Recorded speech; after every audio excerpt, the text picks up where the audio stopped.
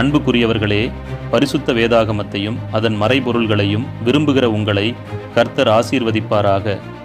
இன்றைய பதிவில் 3 மனிதர்களை பற்றி பார்க்கப் போகிறோம்.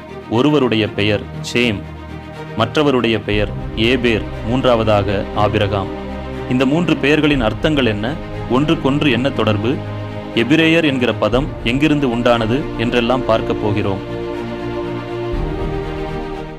முதலாவதாக 2 வசனங்களை நாம் வாசிப்போம்.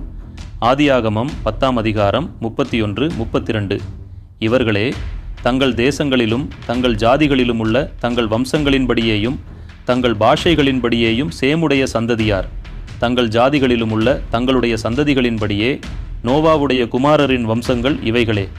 ஜலப்பிரளத்துக்கு பின்பு இவர்களால் பூமியிலே ஜாதிகள் பிரிந்தன.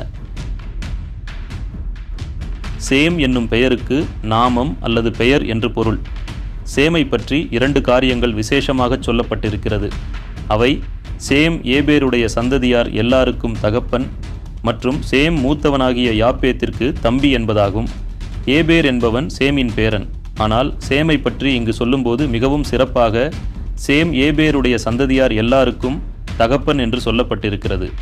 ஏனென்றால் ஆபிரகாமும் அவருடைய சந்ததியாரும் தேவனுடைய உடன்படிக்கையின் ஜனமாயிருக்கிறார்கள். இவர்கள் ஏபேரின் சந்ததியை சேர்ந்தவர்கள். ஏபேரின் சந்ததியார் எபிரேயர் என்று அழைக்கப்படுகிறார்கள். ஆதியாகமம் 14ஆம் அதிகாரம் 13ஆம் வசனம் சொல்லுகிறது, தப்பியோடின ஒருவன் எபிரேயனாகிய ஆபிராமிடத்தில் வந்து அதை அறிவித்தான்.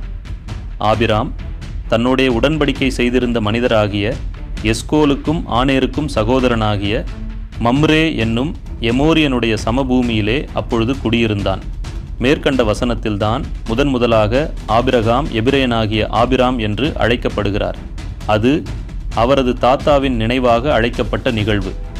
ஆபிரகாமும் அவருடைய குடும்பத்தாரும் எபிரேய பாஷையை பேசினார்கள்.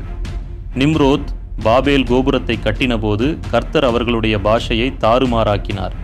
ஆனாலும் ஆபிரகாமும் அவருடைய குடும்பத்தாரும் எபிரேய பாஷையை பேசுவதற்கு கர்த்தர் கிருபை அருளினார். இது ஆபிரகாமுக்கும் அவருடைய சந்ததியாருக்கும் கிடைத்த ஒரு விசேஷித்த சிலாக்கியம்.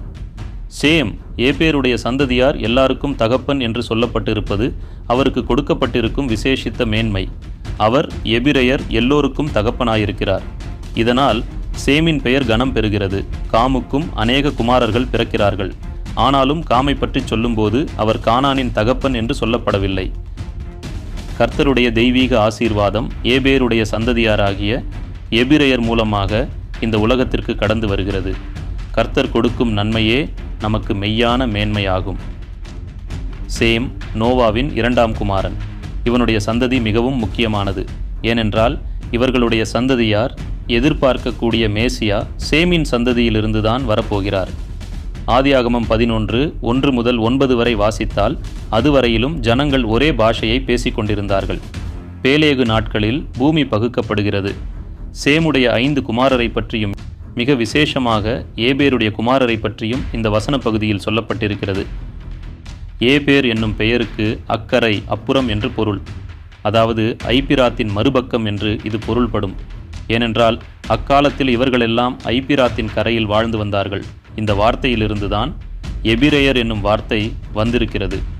ஆதியாகமம் 11ஆம் அதிகாரத்தில் கூறப்பட்டிருக்கும் தெய்வீக நியாய தீர்ப்பிற்கு பின்பு பூமி பல்வேறு தேசங்களாகவும் பல்வேறு தீவுகளாகவும் பல்வேறு கண்டங்களாகவும் பகுக்கப்படுகிறது.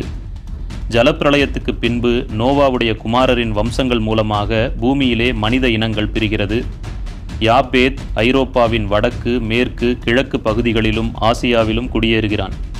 காம் ஆப்பிரிக்காவில் குடியேறுகிறான். காம் என்ற பெயரின் பொருள் கருப்பு என்பது. சேம் பாலஸ்தீனத்தை சுற்றிலும் உள்ள தேசங்களில் குடியேறுகிறான். இப்போது ஆபிரகாம் என்கிற பெயரையும் அதனுடைய அர்த்தம் என்ன என்றும் பார்ப்போம்.